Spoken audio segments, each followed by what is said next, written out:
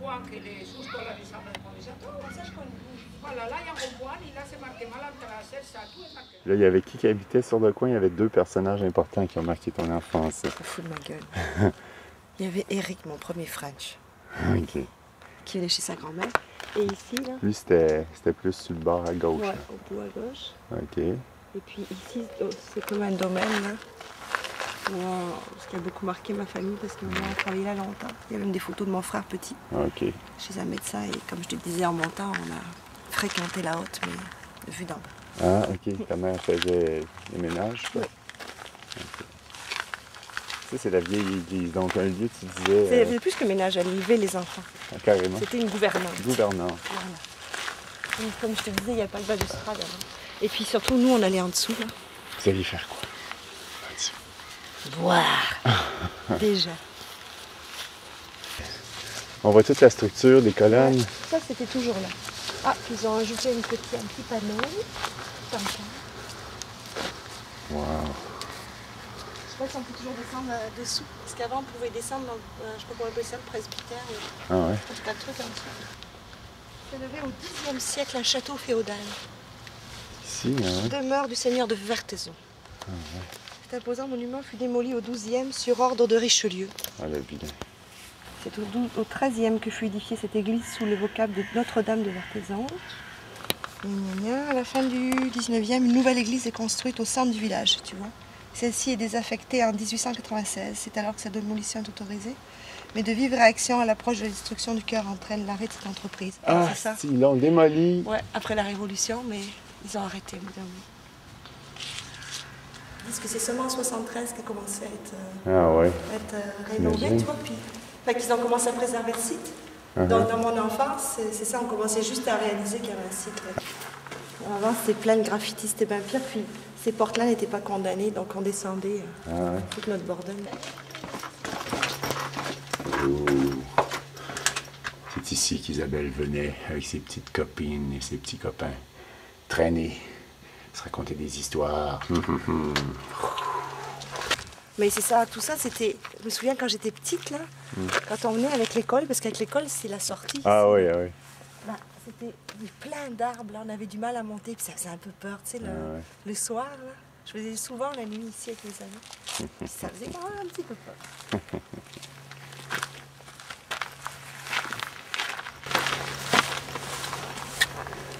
Bon, bah quand même, de là d'où je viens, quelque chose que tu as appris.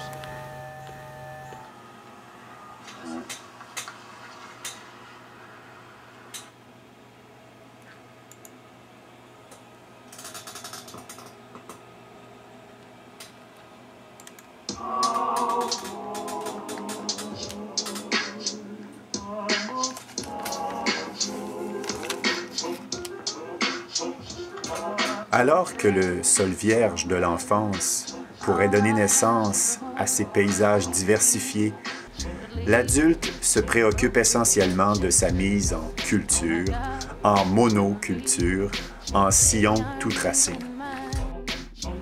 Mieux vaut alors fournir à l'enfant une bonne éducation, capable avant tout de lui permettre de trouver un débouché professionnel honorable. On lui apprend à servir, autrement dit, on lui apprend la servitude à l'égard des structures hiérarchiques de dominance. Cette servitude devient alors gratification.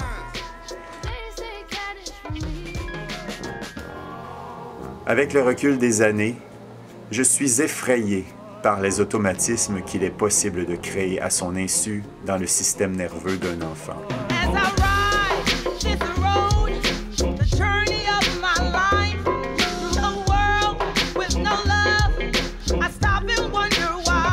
Il lui faudra, dans sa vie d'adulte, une chance exceptionnelle pour s'évader de cette prison, s'il y parvient jamais.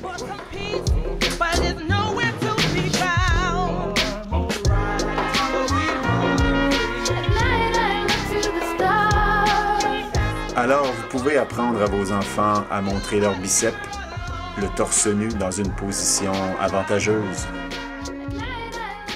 Cette attitude risque d'impressionner les foules. Sinon, leur espace gratifiant sera sans doute particulièrement exigu.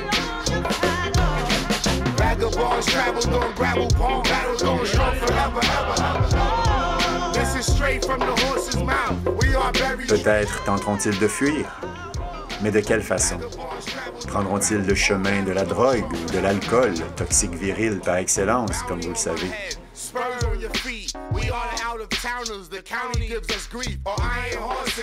Celui de la névrose ou de l'agressivité individuelle ou collective? Avec un peu de chance, il se pourrait que ce soit celui de l'imaginaire créateur.